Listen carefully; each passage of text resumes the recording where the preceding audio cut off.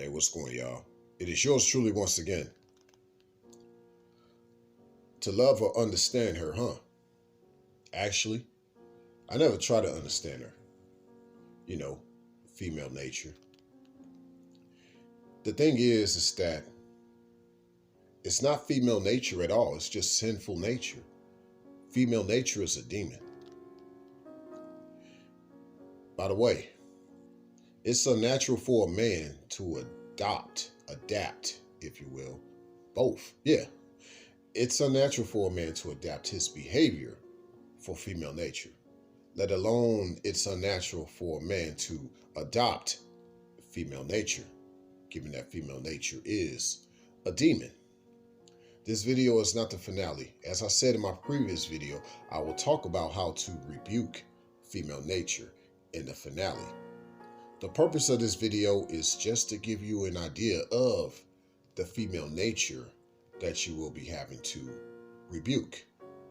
In previous videos, it was just more or less about just kind of the ongoing scenarios, per se, that some people may have had to go through with someone that was possessed by the succubus spirit.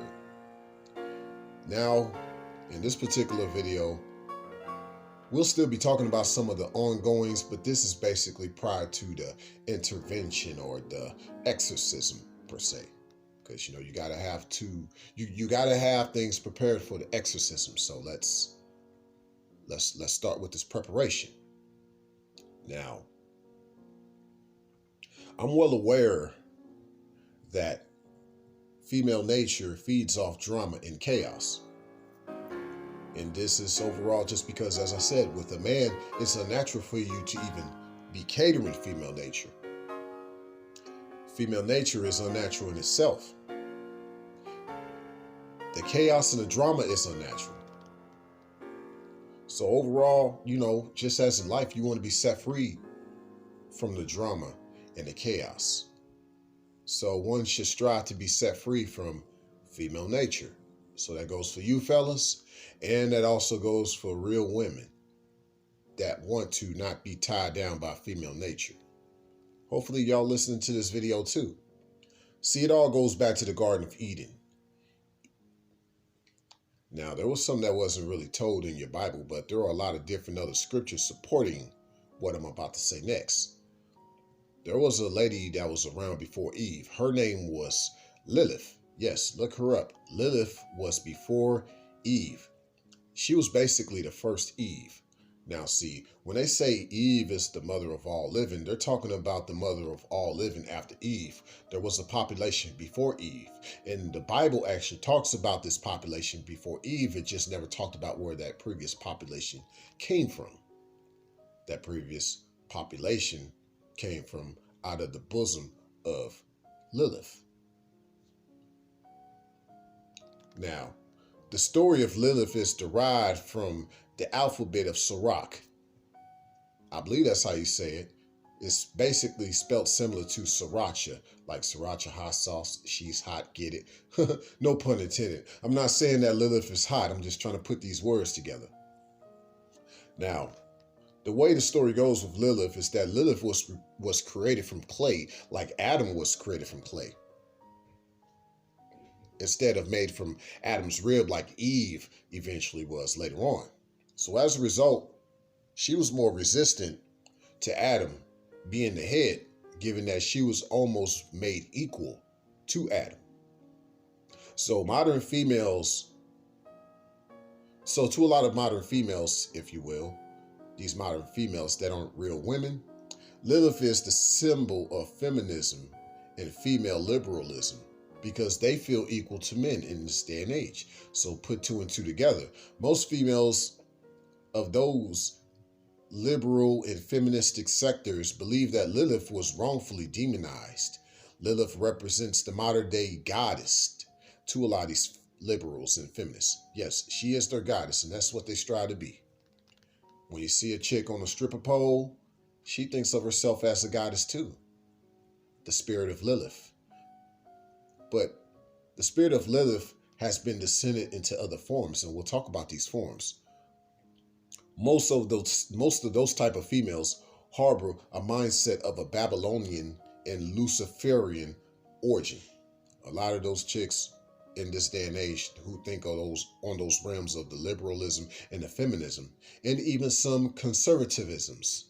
Let's put that out there too. But it's all still derived from a Babylonian and Luciferian state of mind. Now, to get more further down the road with this timeline of the origins of Lilith, the descendant of Lilith eventually arrived in the form of Jezebel, hence the Jezebel spirit. Because out of Jezebel continued on this rebellious female spirit, this rebellious essence of female nature. May I repeat again, this rebellious essence of female nature. And then you had certain individuals with this type of spirit that came from out of Jezebel, the Jezebel spirit. Look no further than Delilah.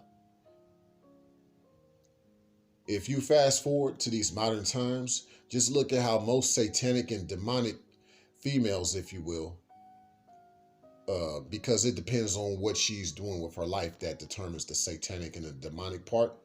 But look at how she has the spirit of Jezebel. But we now call it something else. We now call it the spirit of the succubus, the succubus. What is that? As I've explained before, and as you can find from other content that's out here, the succubus is a female sex demon. Be careful of what you share with a succubus, my brother, because she can sabotage your strength in position like Delilah did with Samson. Don't tell us so much about what are your capabilities, your strengths, your dreams and goals and aspirations, especially if she's not there to support you. You just, if she's the right type of woman, she's going to ride along with you and be supportive, not be so questionable about it because she's really trying to find an advantage or find a way to decimate you in her own way. Now, sometimes you may have this female that's possessed by the succubus spirit. She might be trying to warn you. What do I mean by that? Well, one is she'll listen to your past grievances. A lot of times she becomes a counselor to a lot of different men, effeminate men, that is. Yet to a righteous man, she's more like an encouraging person. It just depends, because not every female that's possessed with the succubus spirit is necessarily out to harm a man. Sometimes she's just curious because she's really getting a lot of data kind of processed, so she can use on a much weaker man. But really, in essence, it kind of goes with the scripture. She really is looking for a stronger man. Maybe you're not strong enough for her, but she's using your data that she's going to process for the next man. It's as I said in the previous video, the succubus has the mindset of a predator.